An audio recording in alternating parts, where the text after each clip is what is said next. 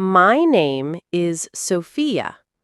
I am a student of English literature. This is my story. I want to tell you about my life in London. You can read my story and learn English with me. It was early morning when I arrived at the airport in my country.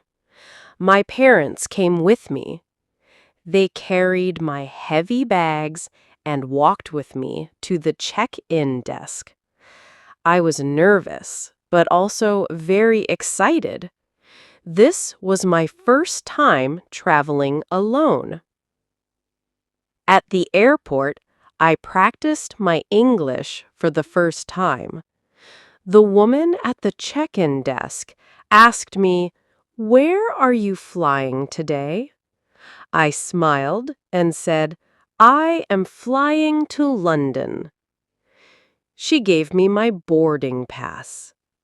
I learned something important that day. When you travel, you must speak English with confidence.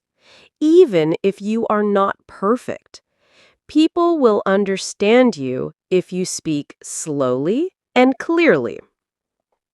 On the plane, I sat near the window. The flight attendant spoke in English. She said, "Please fasten your seatbelt." I listened carefully and followed the instructions. I realized that learning English is not only in school.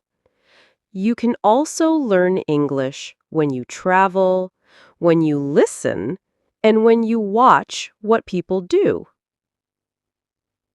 After a long flight, the plane landed at Heathrow Airport in London. I looked out of the window and saw the big city. My heart was beating fast. This was the beginning of my new life. When I arrived at Heathrow, I followed the signs for passport control. There were many people, and the officers spoke very quickly. When it was my turn, the officer looked at my passport and asked, "What is the purpose of your visit?" I remembered my English teacher back home told me to prepare for this question. So I answered, "I am here to study English in London." He smiled, stamped my passport, and said, "Welcome." I was happy. I had passed the first test. Outside, a woman was waiting for me with a sign that said Sofia. She was my host mother. Her name was Mrs. Green. She smiled warmly and said, "Hello, Sofia. Welcome to London." I was shy, but I said, "Thank you. Nice to meet you." We drove to her house. On the way, she pointed at places and told them their names. "That is the River Thames. This is the London Eye. Look, Big Ben." I listened carefully. Even though I did not understand every word, I repeated the names quietly to myself. This is another way to learn English. Repeat what you hear. Even if you don't understand everything, the sound of the words will stay in your memory. When we arrived at her house, she showed me my room. It was small but cozy. There was a desk, a bed, and a window that looked out on a little garden. I felt safe. At dinner, I met the rest of the family. Mr. Green was kind and asked me questions like, "Do you like London so far?" I answered in short sentences, "Yes, it is beautiful." They smiled and encouraged me. Living with a host family helped me learn real English. I listened to how they talked to each other. I learned words like kettle, fridge, rubbish, and toast. These were not in my grammar books, but they were useful every day. On Monday morning, Mrs. Green took me to my new school. It was a language school for international students. The building was old, but full of energy. Students from many countries were standing outside, speaking different languages. When I entered the classroom, I felt nervous again. But then my teacher came in. Her name was Miss Thompson. She smiled at us and said, "Good morning, everyone. Welcome to your English class." She spoke slowly and clearly. Her voice was calm and friendly. I liked her immediately. On the first day, she asked each student to introduce themselves. When it was my turn, I said, "Hello, my name is Sofia. I am from Spain. I am here to study English literature." Everyone clapped, and I felt proud. Miss Thompson wrote simple sentences on the board. My name is, I come from, I like. She told us to practice these sentences with a partner. I learned that practicing speaking with other students was very helpful. We all made mistakes, but we also laughed together. It made me feel less shy. At break time, I went to the cafeteria. I wanted to buy a sandwich. The man at the counter asked, "White or brown bread?" I did not understand at first. He repeated slowly, "White bread or brown bread?" I realized he was asking about the type of bread. I answered, "Brown bread, please."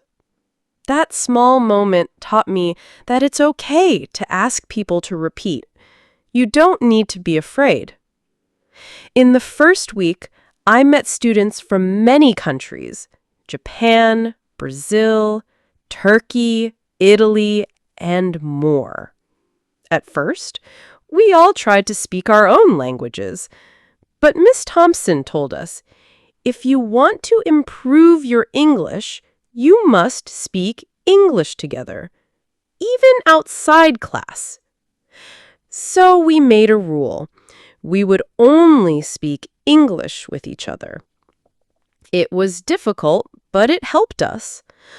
One of my new friends was Maria from Brazil. She was very friendly and always smiled. We walked home together after school and talked about our countries. Sometimes we didn't know the right word, so we used gestures. For example, when I forgot the word umbrella, I used my hands to show the shape.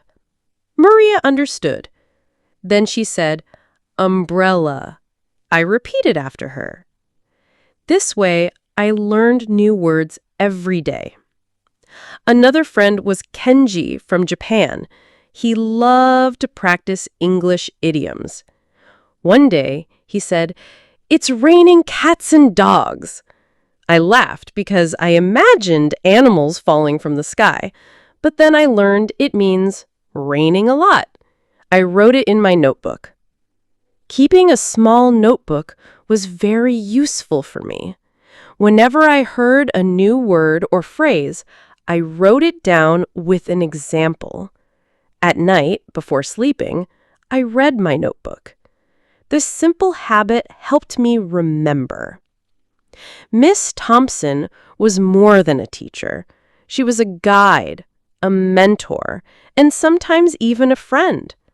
She understood that learning English was not only about grammar, it was about confidence, communication, and culture. Every morning, she started class with a short story. Sometimes it was about her childhood. Sometimes it was about something funny on the bus. She spoke slowly and clearly, using gestures and pictures. We listened carefully. Then she asked us questions like, "What do you think happened next?" Or, "Have you ever had the same experience?" She made us speak, even when we were shy. I learned that the more you speak, the easier it becomes. Mistakes do not matter. What matters is trying. Miss Thompson also gave us small projects. One day, she asked us to go to a shop in London and buy something. Then we had to come back and tell the class what we said and what we heard. This was scary at first, but it was also exciting. I went to a bookstore. I asked the shop assistant, "Do you have books in English for beginners?" She smiled and showed me a section. I bought a small book of short stories. When I told the class about it, everyone clapped. I felt proud again. That day, I learned something very important. To learn English, you must use English in real life. Books are good, but real experiences are better. After the first weeks, London became my classroom. Every street, every shop, every bus ride was a lesson. I realized that English was everywhere, not just in my school.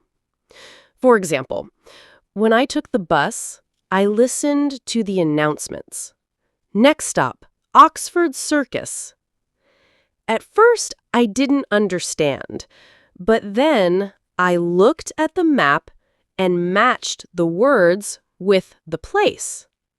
Slowly, I learned the names of the stops.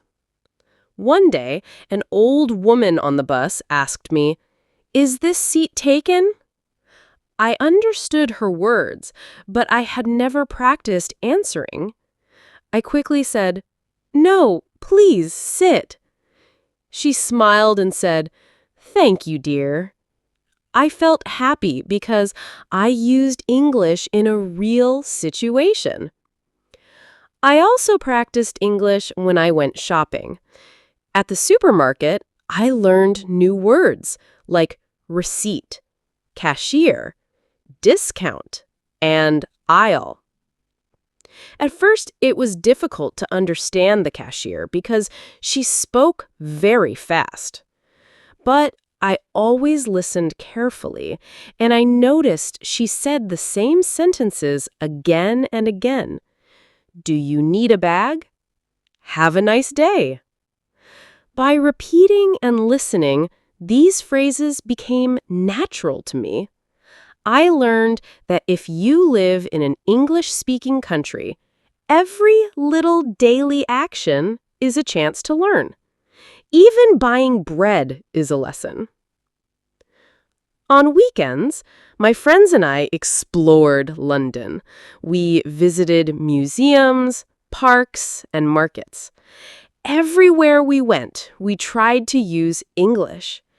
At the British Museum, Maria asked a guide, "Where is the Rosetta Stone?"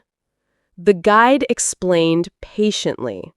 We listened and followed his directions. We felt proud that we could ask questions in English and get real answers. In Hyde Park, we met people walking their dogs. Kenji asked one man, "What is your dog's name?" The man laughed and said, "Her name is Daisy." We talked for a few minutes about dogs and weather. This small conversation was not from a textbook. It was real life. In Camden Market, I wanted to buy a scarf. I asked the seller, "How much is this scarf?" He said, £10, but I can give you a discount. I didn't know the word discount at that time, so I asked, "Sorry, what is discount?" He explained, "It means I give you a lower price." Now I never forget that word. These weekend adventures taught me that culture and language are connected. When you experience the culture, you also learn the language naturally. Of course, not every day was easy. There were times when I felt lost, lonely, and tired. Sometimes I wanted to say something, but I didn't know the right words. Other times I understood nothing when people spoke too fast. One evening, I cried in my room. I thought, maybe my English is not good enough. Maybe I cannot learn. But then Mrs. Green knocked on my door. She asked gently, "Are you okay, Sophia?" I tried to explain my feelings in English. I said slowly, "Sometimes English is hard. I feel small. I feel stupid." Mrs. Green listened and smiled kindly. She said, "Sophia, everyone feels like this, but every day your English improves. You must be patient. You are not stupid. You are learning." Her words encouraged me. I realized that making mistakes is not failure. It is part of learning. After that, I promised myself, I will not give up. I will keep speaking, even if I make mistakes. As the weeks passed, my English became stronger. I started to think in English, not just translate from Spanish. When I woke up in the morning, I said to myself, today I will learn something new. In class, Ms. Thompson gave us a debate activity. We had to argue about a topic. Is it better to live in a big city or a small town? At first, I was afraid to speak in front of everyone, but then I raised my hand and said, I think it is better to live in a small town because people are friendlier. It was a simple sentence, but it was my idea in English. My classmates listened and responded. We laughed, we disagreed, we explained. For the first time, I felt like I was really communicating, not just practicing. Confidence comes slowly, like drops of water filling a glass. One day, the glass is full. That is how I felt, more and more confident each day. The person who helped me most was Ms. Thompson. She always believed in us. She had a rule: no one is silent in my class. She wanted every student to speak, even just one sentence. One day, she gave us a storytelling exercise. She said, "Tell us about your first day in Langdon." When it was my turn, I stood in front of the class. My hands were shaking, but I took a deep breath and began. My first day in London was at Heathrow Airport. I was nervous, but I met my host family, and they were kind. The class listened. I continued. I learned new words like kettle and rubbish. I was happy. When I finished, everyone clapped. Miss Thompson said, "Very good, Sophia. You spoke clearly and with feeling." That moment changed me. I felt brave. I learned that telling your own story in English is powerful. It makes the language part of you. As months passed, I felt more comfortable in the city. I learned how to take the underground, how to ask for directions, how to order food at restaurants. One funny memory was when I went to a cafe. I wanted to order tea with milk, but I was nervous, so I said, "Can I have milk with tea?" The waiter looked confused. Then he smiled and said, "You mean tea with milk?" We both laughed. From then on, I never forgot the right order. Another time, I was lost near Covent Garden. I asked a policeman, "Excuse me, can you tell me where is the station?" He answered kindly, but I noticed he'd changed my words. "Ah, you mean, can you tell me where the station is?" That small correction taught me the right grammar. Real conversations can be better teachers than books. At school, we also practiced reading and writing. Miss Thompson gave us short stories, newspapers, and even poems. At first, I thought literature in English was too difficult for me, but she said, "Don't worry about every word, focus on the meaning." One day, we read a poem about London rain. The words were simple, but the feeling was strong. I understood that English is not only grammar and vocabulary, it is also beauty, emotion, and culture. At home, I started keeping a diary in English. Every night, I wrote 3 or 4 sentences about my day. For example, today I went to Hyde Park. I saw many birds. I felt happy. This small habit helped me think directly in English. Maria, Kenji, and I became very close. We supported each other when English was hard. We corrected each other's mistakes kindly. Sometimes we cooked food from our countries and explained the recipes in English. Sometimes we shared songs and tried to translate the lyrics together. One evening, we sat in the park and talked about our dreams. Maria wanted to become a teacher. Kenji wanted to work in international business. I told them I want to be a writer in English. They clapped and said, "You can do it, Sofia." Having friends who learn with you is very important. It gives you courage. It reminds you that you are not alone. At the end of the course, our teacher told us we must give a presentation. We had to speak for 5 minutes in English about any topic we liked. At first, I was terrified. 5 minutes felt like forever. I chose to speak about Spanish culture and literature. I prepared carefully, writing my ideas in simple sentences.